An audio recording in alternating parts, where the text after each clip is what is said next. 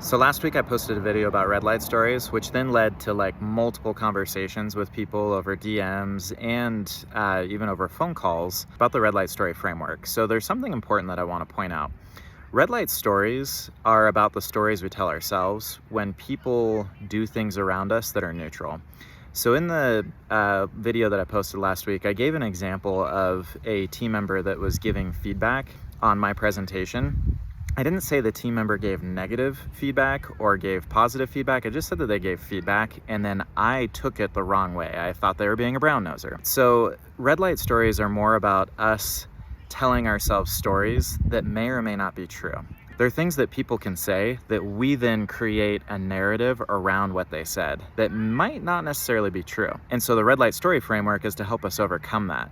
So somebody may comment on the fact that we lost weight, and I may tell myself like, oh, well, they thought I was fat before, and now they're happier with me because I've lost the weight, so now I need to keep the weight off. That is a huge red light story, right? That person did not say, I hated you when you were fat, and so now I'm gonna be friends with you because you're skinny. All they said was, hey, I've noticed you've lost weight. That's a very neutral comment for somebody to make, yet we can tell ourselves millions of different stories about that one thing.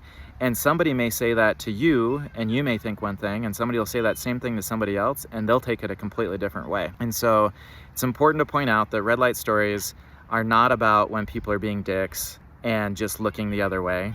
It's all about how we create stories and how we create narratives that create negative emotions for us, and that's not a good thing. We need to create green light stories that help us move forward. So hopefully that helps. So if you're not familiar with red light stories, you can go watch my other video, but in quick summary, red light stories are the stories we tell ourselves that create negative emotions and don't allow us to progress, and we have to create green light stories that allow us to move forward. Let me know in the comments what you think about the red light story framework and if you feel like it is helpful or not.